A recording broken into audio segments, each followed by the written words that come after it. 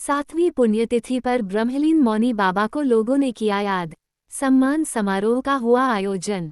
निःशक्त जनों में 500 कंबल का हुआ वितरण। हथिया मठ गाजीपुर के पीठाधीश्वर भवानी नंदन यति ने कहा कि आजमगढ़ का नाम आश्रमगढ़ होना चाहिए। अहोला ब्लॉक के मां शारदा पीजी कॉलेज शंभूपुर गहजी में हुआ कार्यक्रम।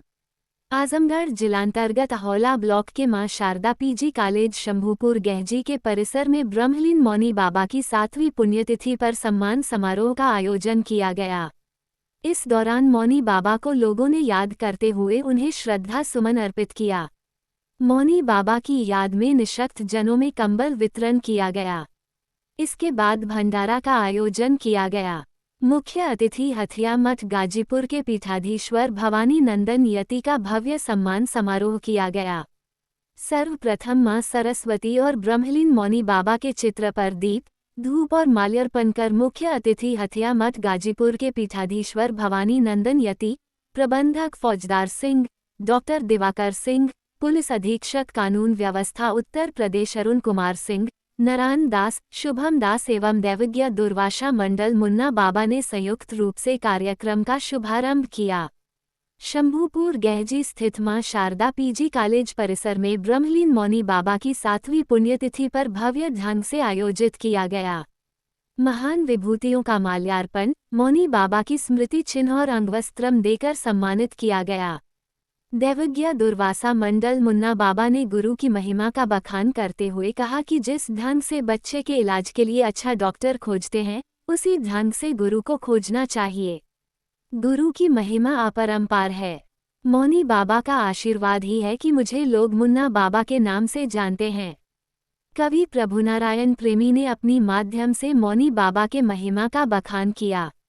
पुलिस अधीक्षक कानून व्यवस्था उत्तर प्रदेश अरुण कुमार सिंह ने कहा कि मौनी बाबा का आशीर्वाद इस धरती को मिला है। वह बिना वस्त्र के रखकर ठंडक, गर्मी और बरसात में अपनी प्रचंड तपस्या के बल पर समाज को आशीर्वाद देने का काम किया। जो भी भक्त उन्हें देते थे, मौनी बाबा उसे समाज की सेवा में सुपुर्द कर देते थे। मुख्य अतिथि हथिया मठ गाजीपुर के पीठाधीश्वर भवानी नंदन यति ने कहा कि ब्रह्मलीन मौनी बाबा जी की तपोस्थली आजमगढ़ का नाम आश्रमगढ़ होना चाहिए, क्योंकि ऋषि दुर्वासा, ऋषि चंद्रमा, ऋषि दत्तात्रेय ब्रह्मलीन मौनी बाबा की धरती है। इसलिए आजमगढ़ का नाम आश्रमगढ़ होना चाहिए। ये धरती संतों की धर्मस्थली है। ऐसे महान संतों को नमन करता हूँ। संतों और गुरुओं का सम्मान से भगवान की कृपा प्राप्ति होती है। श्रद्धांजलि समारोह के बाद 500 जरूरतमंद लोगों में कंबल का वितरण किया गया। देर शाम तक भंडारा का आयोजन चलता रहा। संचालन डॉक्टर सानंद सिंह ने किया। प्रबंधक एवं संस्थापक फौजदार सिंह ने सभी के प्रति आभार व्यक्त किया। इस अवसर पर विधायक डॉक्टर संग्राम सिंह यादव, ब्लॉक प्रमुख शकील अहमद, मुसाफिर सिंह, राममिलन सिंह, पूर्व मंत्री शंभुनाथ सिंह, डॉक्टर अशोक कुमार सिंह, कृष्णकांत मिश्रा, डॉक्टर प्रमोद मिश्रा, पवन कुमार सिंह रिंकू आदि रहे। ताज़ा तरीन खबरों के लिए जनहितकारी न्यूज़ 24 को सब्सक्राइब, लाइक और शेयर जरूर करें। और इतनी बड़ी तपस्या उन्होंने की कि जहाँ जहाँ उनका चरण गया वहाँ वहाँ सब प्रकाश ही प्रकाश दिखाई दे रहा है। इसलिए मैं उनका वंदन करने आया हूँ। श्रद्धांजलि के माध्यम से उन संत की सभा में अपनी सहभागिता बनाने आया हूँ और आयोजकों को, विशेष रूप से बाबू फौजदार सिंह जी को, उनके सभी सहयोगियों को धन्यवाद देने आया। जहाँ तक आपने मुझसे सवाल किया कि आजमगढ़ आश्रमगढ़ कैसे हो सकता है, वो बिल्कुल स्पष्ट है कि आजमगढ़ में इतने आश्रम हैं कि अगर मैं लिस्ट बनाने लगूंगा तो 200-250 आश्रम हैं। तो पहले ये आश्रमगढ़ ही था। अब जाकर के मुगल काल आया और मुसलमानों ने भी नामांतरण किया है।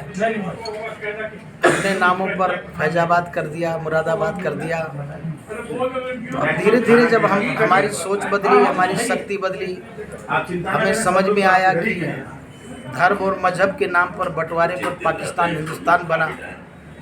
पाकिस्तान की सोच अपने धर्म मजहब के हिसाब से होगी, हमारी सोच हमारे धर्म मजहब के हिसाब से होगी।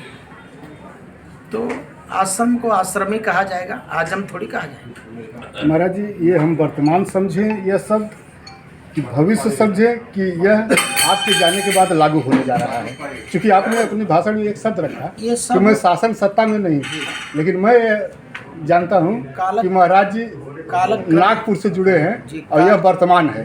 कालक्रमेण जगत परिवर्तमाना, ये जगत परिवर्तनशील है।